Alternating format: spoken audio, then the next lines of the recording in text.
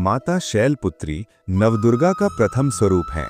शैल का अर्थ होता है पर्वत और पुत्री का अर्थ है बेटी, यानी कि पर्वतराज हिमालय की पुत्री। इनका नाम पार्वती भी है और ये भगवान शिव की अर्धांगिनी है। पूर्व जन्म की कथा। सती रूप।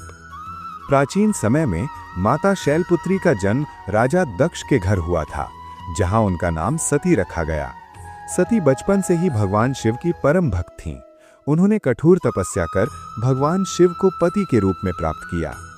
लेकिन सती के पिता राजा दक्ष को भगवान शिव बिल्कुल पसंद नहीं थे। एक बार राजा दक्ष ने एक विशाल यज्ञ का आयोजन किया, जिसमें उन्होंने सभी देवताओं को आमंत्रित किया, लेकिन जानबूझकर भगवान शिव और सती को नहीं बुलाया। सती ने जब ये सुना तो उन्होंने भगवान शिव से कहा कि वो अपने पिता के घर जाना चाहती हैं। शिवजी ने मना किया, लेकिन सती नहीं मानी और स्वयं ही यज्ञ में पहुंच गईं। अपमान और आत्मदाह। जब सती वहां पहुंची तो राजा दक्ष ने उनका और भगवान शिव का घोर अपमान किया।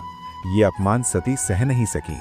उन्होंने क्रोधित होकर कहा, जिस शरीर को मैंने आपके घर में जन्म लेकर पाया है, मैं उसे त्यागती हूं। और फिर उन्होंने यज्ञ अग्नि में कूदकर अपने प्राण त्याग दिए। शिव का क्रोध। जब भगवान शिव को इस घटना का पता चला तो वे अत्यंत क्रोधित हो गए।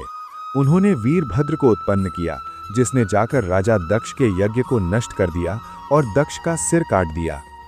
शिवजी सती के वियोग में उनके शरीर को लेकर तांडव करने लगे, जिससे पूरे ब्रह्मांड में हाहाकार मच गया।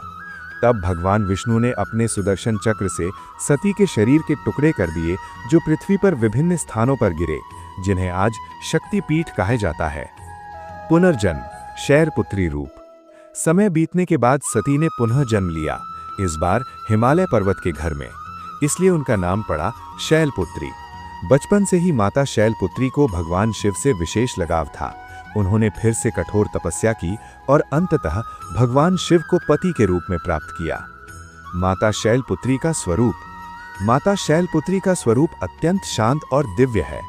वे वृषभ यानी बैल पर सवार होती हैं। उनके दाहिने हाथ में त्रिशूल होता है, बाएं हाथ में कमल पुष्प। उनका चेहरा तेजस्वी और शांतिपूर्ण होता है। ये स्वरूप शक्ति, धैर्य और समर्पण का प्रतीक है। पूजा का महत्व। नवरात्रि के पहले दिन माता शैलपुत्री की पूजा की जाती है। ऐसा माना जाता है कि उनकी पूजा से जीवन में स्थिरता और शक्ति मिलती है।